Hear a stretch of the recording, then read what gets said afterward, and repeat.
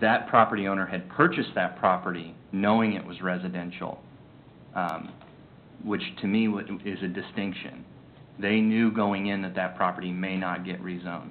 This man opened his business under the impression that the property was zoned C3. He did all of his due diligence, you know, and the fact is the property across the street he could put his business on. And I don't think it's as simple as, you know, he just starts the cars and drives them to a new lot and he opens it up. I mean, there's other things to consider. There's utilities that have to be moved. There's phone numbers that have to be ported. You know, it's not an easy thing to move your business. There's really no good answers here, right? I mean, if we seek to amend the code to allow new and used cars in C2, that could open Pandora's box all the same, right? Then we've got a used car lot in every commercial district. I think, again, my position is I don't like this. I agree with the spot zoning. We just made the church rezone to get theirs all consistent, but it is not this man's fault. He didn't do anything wrong. I mean, he went through all the proper channels.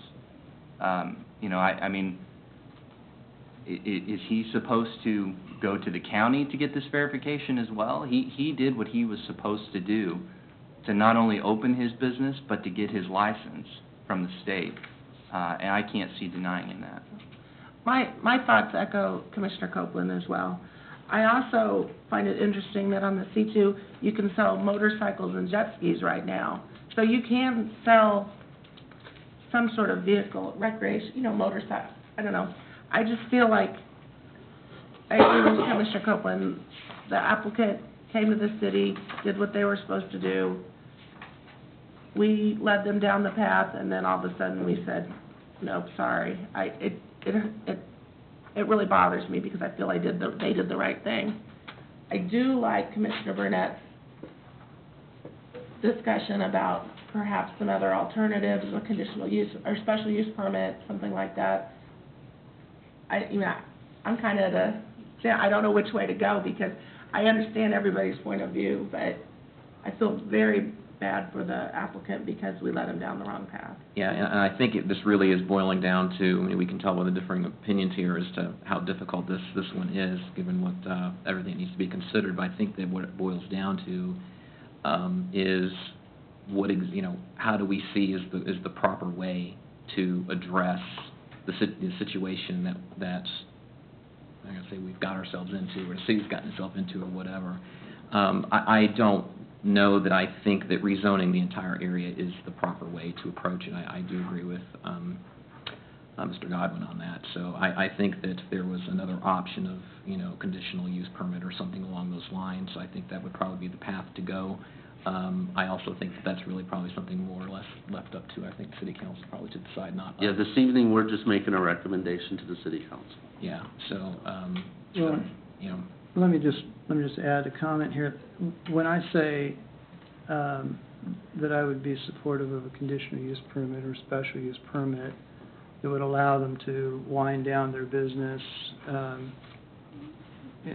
I think it should be long enough that they can recoup the investments that they've got in it.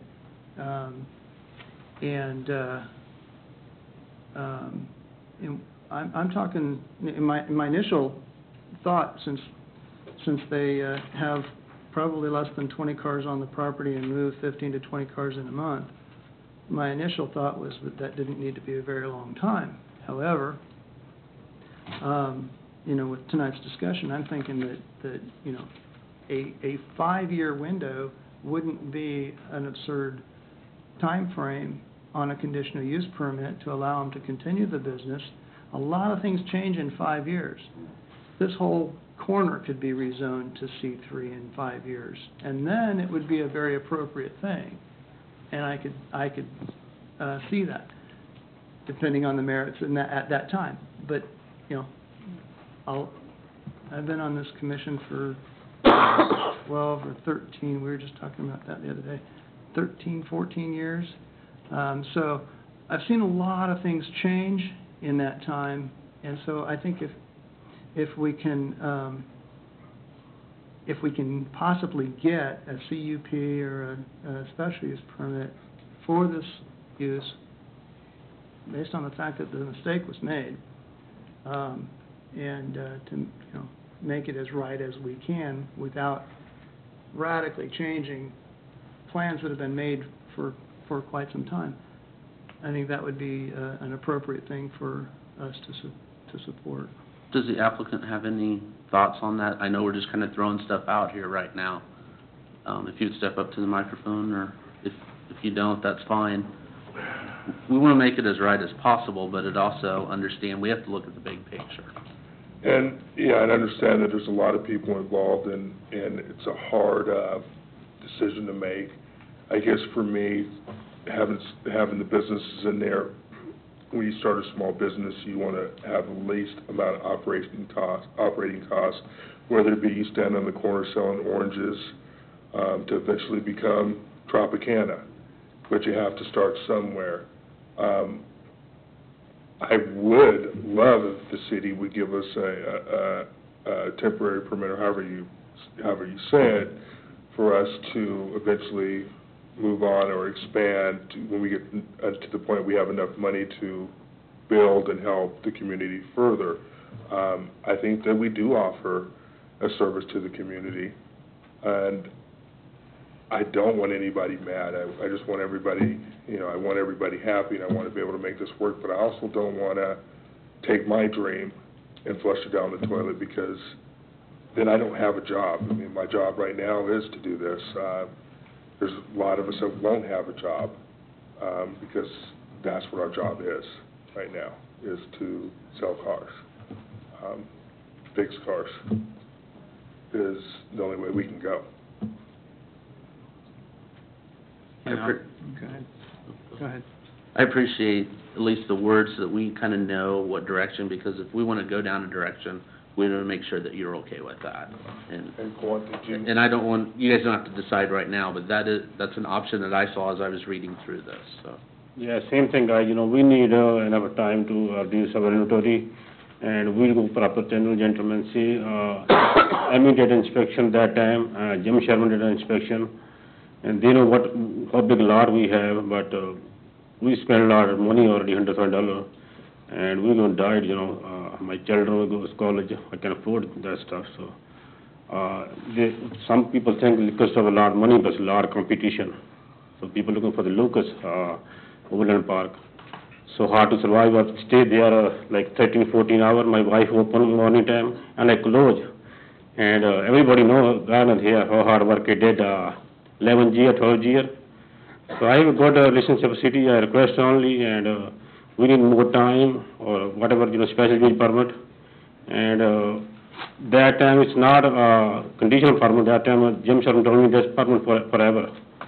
So he said, computer print that way, I asked him, and Amy know that, I sat with Amy, and she said, did you find clear everything, and she signed for the paperwork, we did everything, what we had to do. Then go to state, spend a lot of money, then we pay sign here company, put small sign like $1,500. So it's not only cars, so we spend a lot of money over there. So that's we request only, if we get a, special use permit, at least we can get an inventory, or city can buy that inventory. We happy to get out from that, pay our damage. So whatever decide, you guys, we agree with that.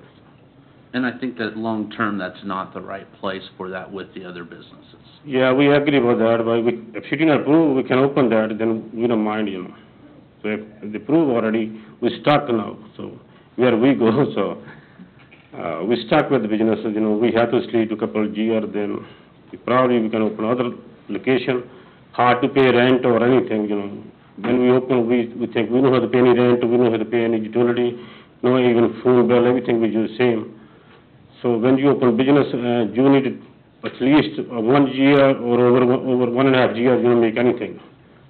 You lost money, at least 1 year. So we are a very bad situation right now. So we don't know where we go, so we can afford any other lot. My family, I don't know, we hear this store, when we buy bigger, it's like junk, so we spend a ton of money, clear that spot. And we felt, say, it's a danger like gas station over there, and we have 3 gas stations over there, this line. One Shell, one KC. Not only our gas station danger.